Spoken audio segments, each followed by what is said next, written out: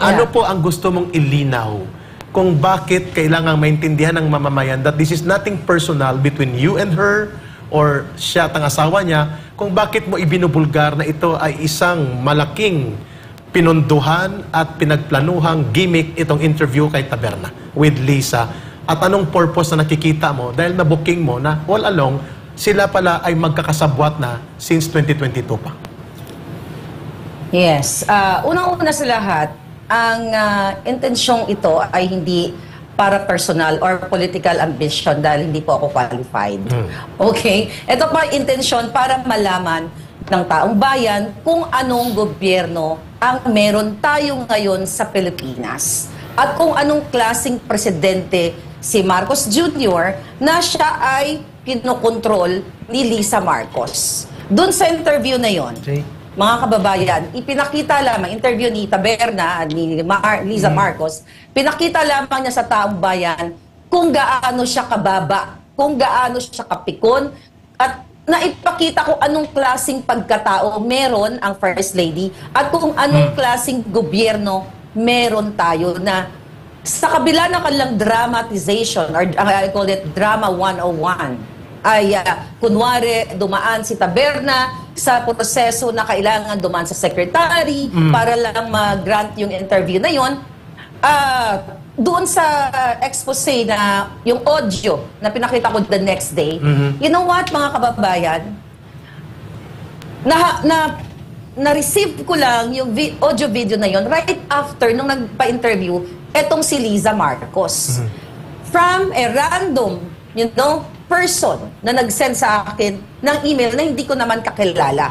Miss Maharlika, ang sabi sa message na actually matagal na yan silang magkakilala. Etchos na lang yan or chika-chika na lang yan. Actually, alam ko naman po yan kahit na wala pa yung audio na yan. So, ito'y pagpapatunay na talagang ginagago tayo ni Lisa at ni Marcos Jr. Na ibig sabihin, nung time pa lang, nung September, ay si Lisa talaga ang punot dulo kung bakit may lumabas na mga panira noon kay Atty. Vic Rodriguez at kung bakit natanggal si Atty. Vic Rodriguez. Kasi initiated talaga ni Ahas. And kung mapapansin niyo doon sa audio video na pinarinig ko sa inyo, that was September nung kinonfirm niya o minessage siya kay Taberna na, hey, di ba? I have a latest marites for you na Vic is out. So finally, wala na talaga si Atty. Vic. Even, sabi niya, wala nang chief of staff or, or anything, sabi niya doon, sa audio na yon. So malinaw na talagang itong si Lisa, hindi lang pambansa national problem, pambansang marites din. Na if-forward niya kay Taberna kasi meron silang communication, meron silang agendang dalawa na kapag may gustong ipasira si Lisa, o may gustong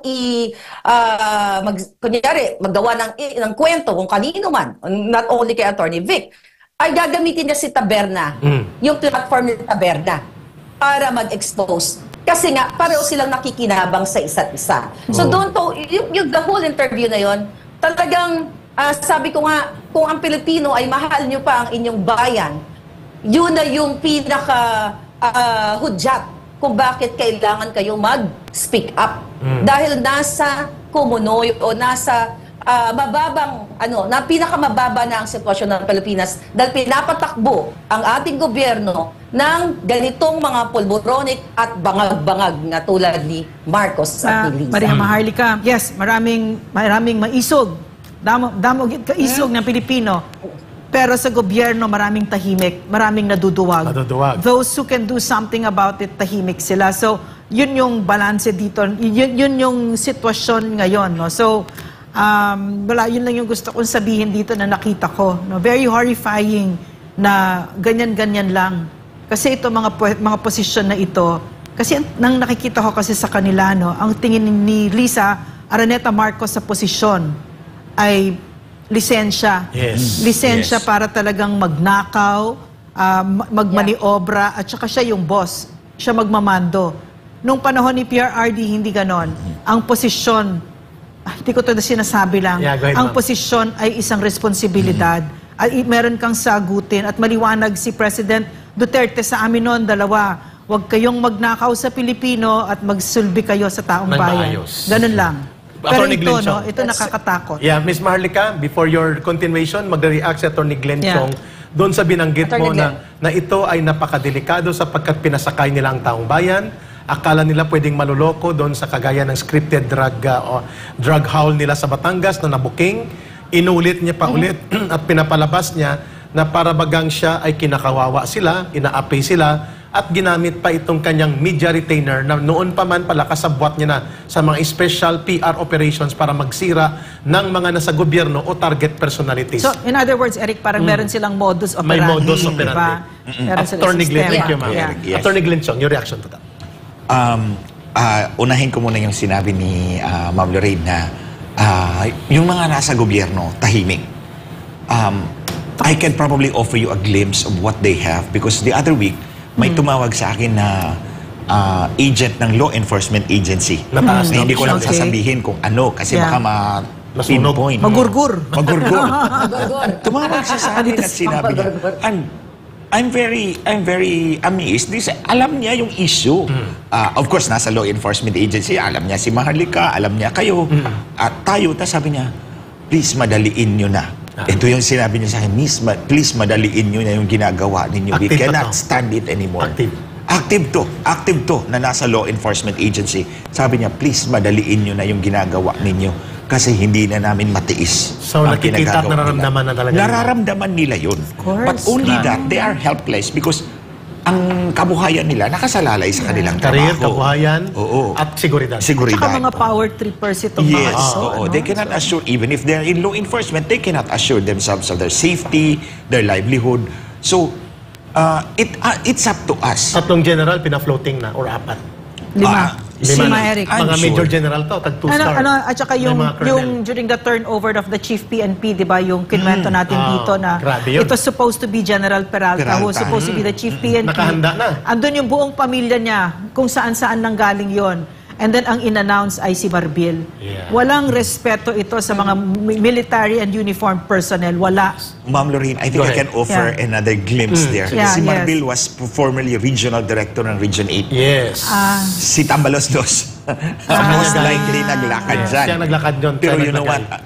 Yesterday, I think, pumasok ulit yung sinabi mo sa akin, yung kay Peralta, kay Marbil. Yeah. Pumasok ulit sa isipan ko. Sabi ko, kawawa naman yung pamilya ni Sobra. General Peralta. Pinahiya sila. Kung ako, Humiliated. mag-resign na lang ako Pinahiya to sila. preserve my dignity. Yeah. Now, going to my comment kay Ate Clem, Sinabi ni Attorney Miss yung Maharlika. sinabi niya, meron tayo mga kababayan na legal maxim. It's actually a Latin maxim.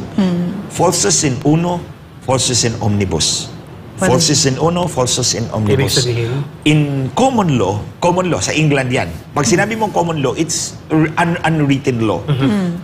If a witness testifies on one thing and it is proven to be false, everything else that the witness says is false. Become false. Ah. Falsus in uno, false in one, Everything else, false in yeah. everything. False in So everything. that's how I react doon sa drama ni Lisa Marcos. Oh. Yung sinabi niya na 1 hour yun.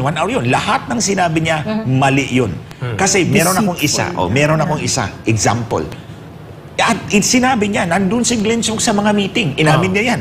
And thank you, Lisa. You're such a... Truthful. Honest. No.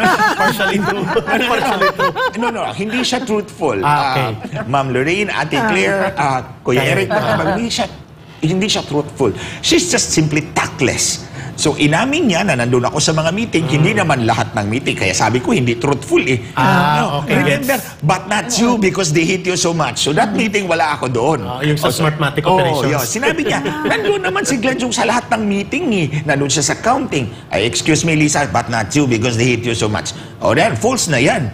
O, ito pa, sinabi mo. Wala kang, hindi mo ginumbag yung asawa mo. O mabait ka sa mga empleyado mo. Natandaan mo, ito, balikan kita, Lisa, makinig ka. Nandun ako sa mga meetings mo, right, di ba? Ng kampanya. Nandun tayo sa conference room. I was here, you were seated across me, tas may Indian na nagpipresent ng mahilig talaga ito sa foreigner. Yeah. May Mahilig sa Indian foreigner. na babae na i-explain ng kanyang app, voting app.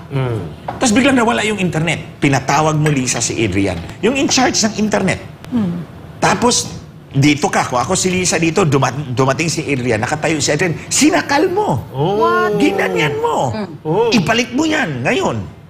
Are you kidding me? Oh, she was seated. She was seated. I was seated across there. Doon ako nakaupo. Terrible. Are you serious? Nagulat ka? Yes. There were other witnesses. Everybody else was nagulat. So terrible. Kasi ginanya niya. Ibalik mo yan. She can afford to Of do course, that. nakaupo siya. So, yung kamay niya nakatanga. Ibalik mo yan. Ngayon. Siyempre, ang First pobre time mo si ito Ed- na-reveal dito, ha? Yes. Nananakit siya ng tao. Ito yung first time na marami tayo, may action. Does he do that to the president? Malamang, binato nga, may sinuntok ka niya Yes. sa mata eh. Yes, daw si Maharlika. Attorney Glenn, hold mo na. Okay. At nadugtungan ni Miss Maharlika ng revelations niya. How serious is this, Miss Maharlika, that this First Lady is capable of physically harming the President, It was the violent. staff, and even the people that she hates, including the Vice President, and like you and like us. Yes, it's possible talaga na nanakit siya dahil yung issue na inilabas ko rin na ginombag ni Lisa si Marcos Jr. noong September, on the way sila sa New York, Grabe. mga kababayan, ayan, on the way sila sa New York ay ibang, kumbaga, ang isa sa aking puting ahas doon si Attorney Glenn at meron pang iba na nag-match talaga yung information na si Lisa ay ginombag niya si Marcos Jr. nung sa eroplano pa lang, papunta sila sa New York sa kadahilanang pinirmahan ni Marcos Jr. ang Chief of Staff appointment ni Attorney Vic Rodriguez. Yeah. So, sorry, medyo na-interrupt lang ako. Sa akin ba yung nagre-ring? Sorry. Wala sa amin. Sa'yo ata, Miss Maharlika. Sa akin? Oo. Okay, but anyway, sige, tuloy ko. Talagang, sabi nga ni Atty. Glenn Siong, kitang-kita naman na kung mali ka na dun sa, yung testimonya mo, mali na dun sa una, yung testigo mali na, so lahat na sasabihin niya mali na dahil dun sa isang kasinungalingan niya sa kanyang interview with Taberna na sinasabi na nagkakilala kami in 1997. Oh, isa pa yan. At pumunta ako Isa sa yan. bahay niya at nag-video. Alam nating lahat, during that time, wala pang video, wala pang telepono na pwede kang mag-video. Analog pa lang tayo during that time. So, ang dami talaga niyang kasinungalingan na, sabi ko nga eto na dapat na kumilos na yung taong bayan na magsalita. I believe, itong men and women in uniform natin, nag-aantay din sila sa taong bayan na mag-speak up. Kasi nga, syempre, pinoprotektahan din naman nila yung pamilya nila, yung trabaho. At naiintindihan natin yan. The fact na si Liza, based sa interview, pwede naman siya tumawag sa Romania para what? Para manggurgor. So, yun din siguro yung takot ng men and women in uniform natin. Kaya, siguro nga sa ibang bansa, yung mga ganitong klaseng iskandalo na ginagawa ng First Lady o ng administrasyon, dapat wala na sila. Dapat kusa silang umalis dahil kitang-kita na ng taong bayan kung gaano sila talaga ka-abusive dito sa power na lasing na lasing sila.